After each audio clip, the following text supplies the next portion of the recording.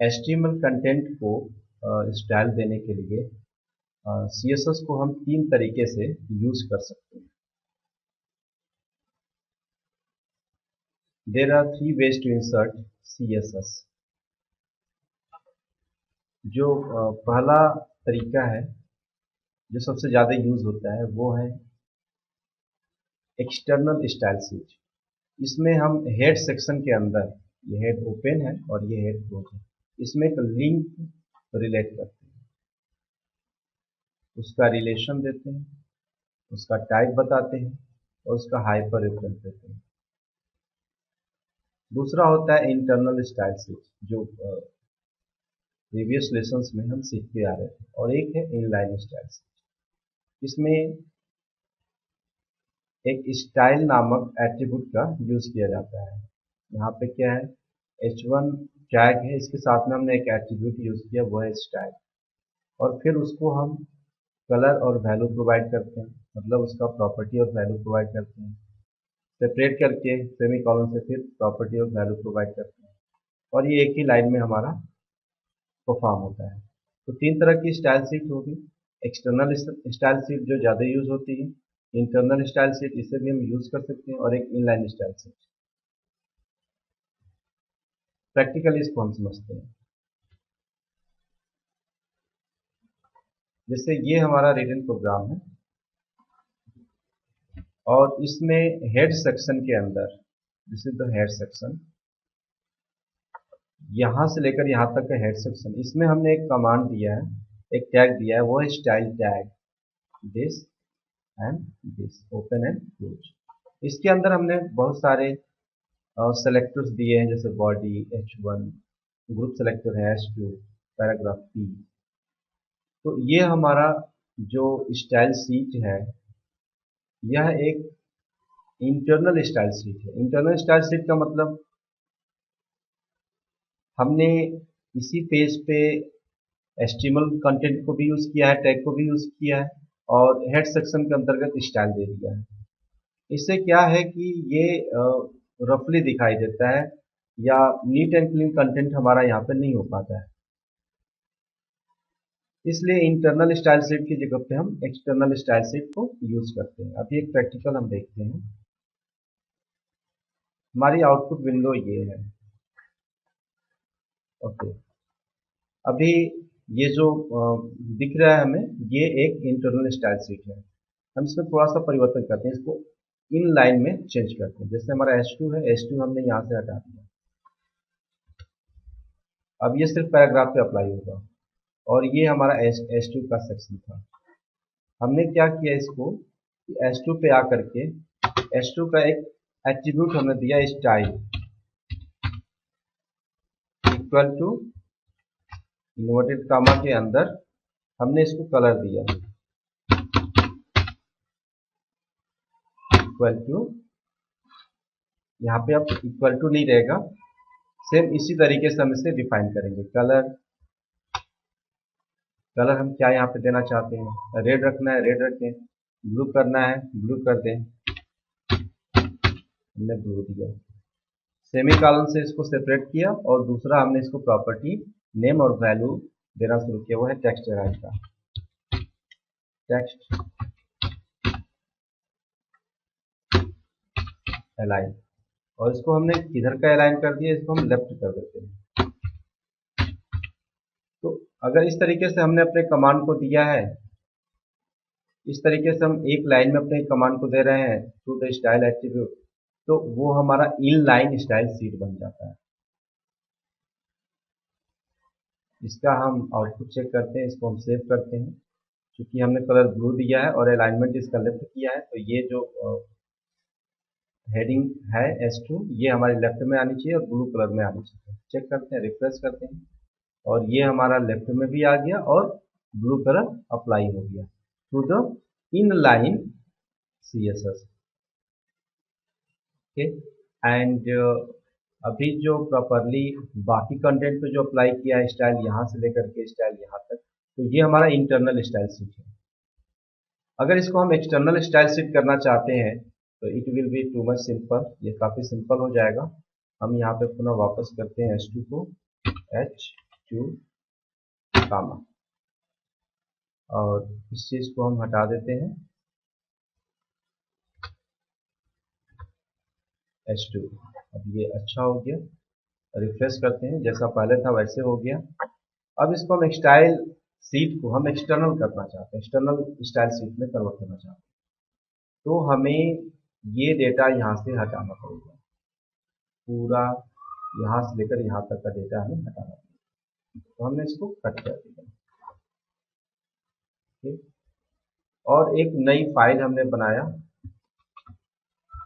और यहाँ पे उसको पेस्ट कर दिया। इसमें क्या नहीं लिखना है वो है स्टाइल, ये इसमें नहीं लिखना है, और इसको हम सेव कर लेते हैं स्टाइल नाम से, STYLE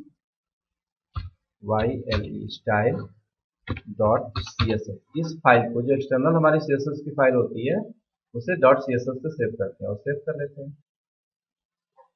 तो अब ये हमें दिखाई दे रहा है कि बॉडी पे ये प्रॉपर्टी अप्लाई करो, H1 पे ये प्रॉपर्टी अप्लाई करो, H2 और पैराग्राफ पे ये प्रॉपर्टी अप्लाई करो।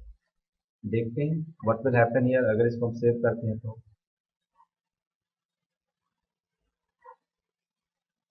इसको भी सेव कर लेते हैं। अब ये देखते हैं, ये हमने रिफ्रेश किया तो ये सब कुछ खत्म हो गया। क्यों?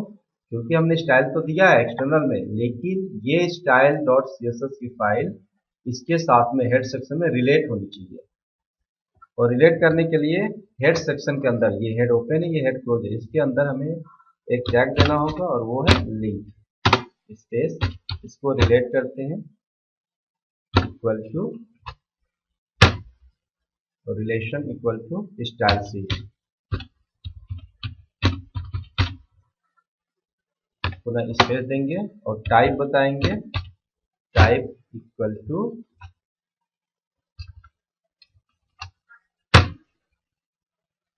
टेक्स्ट स्लैश CSS, और इसका हाइपर रेफरेंस देंगे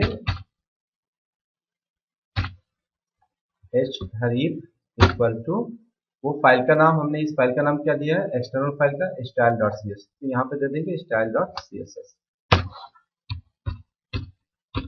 स्टाइल डॉट CSS क्लोज है। इसको जैसे ही हम सेव करेंगे, इसकी जो प्रॉपर्टी इस पेज पे दिखाई दे रही है वो इस पेज पे अप्लाई हो जाएगी, और ये चीज एक्सटर्नल स्टाइल सीट से सब कुछ मेंटेन हो जाएगा जैसे पहले।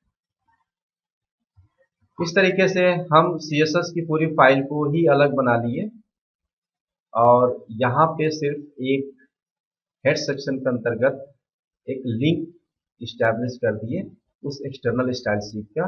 और अब हमें जो हमारे HTML की फाइल है वो काफ़ी छोटी दिखाई दे रही है और काफ़ी नीट एंड क्लीन दिखाई दे रही है। अब सिंपली इस पेज पे हम कोई भी परिवर्तन करके इस कंटेंट को हम मेंटेन कर सकते हैं। एग्जांपल के तौर पे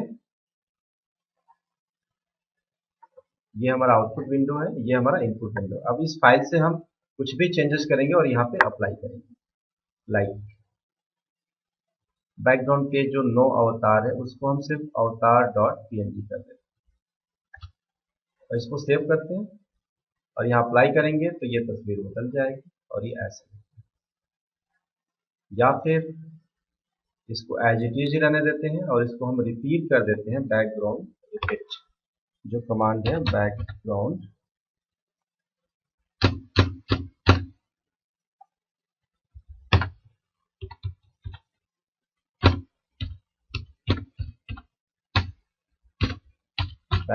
रिपीट, और इसको हम रिपीट करते हैं वाई डायरेक्शन में, वर्टिकली सेमीकोलन से सेपरेट कर लिया। इसको सेव करते हैं और यहाँ पे अब ये चीज हमें इस तरह से दिखाई देगी, जबकि ये रिपीट नहीं कर पाए क्योंकि H1 पे है, इसलिए ये रिपीट नहीं कर पाए। ठीक, हम इसका उल्टा इसको उलट कर देते हैं, ये पूरा हिस्सा लेकर के हम कट कर लिए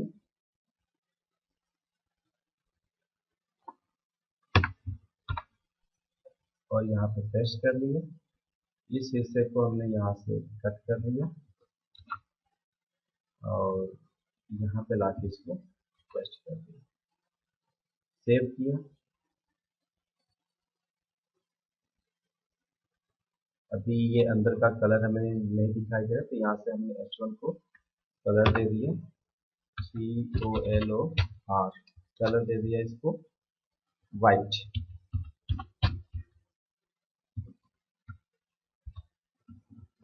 सेव किया, रिफ्रेश किया, तो अब ये हमें इस तरह से शो कर रहा है।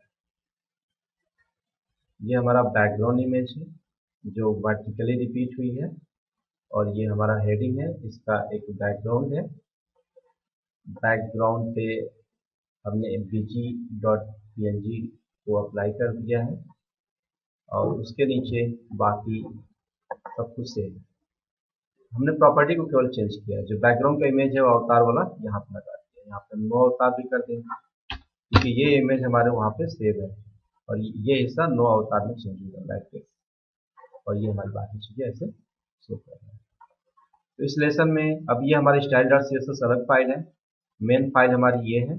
इसमें हमने इस फाइल को रिलेट कर दिया, इसकी सारी प्रॉपर्टी आके यहाँ पे अप्लाई हो जा रही है और हमारा आउटपुट कंट्रोल हो जा रहा है।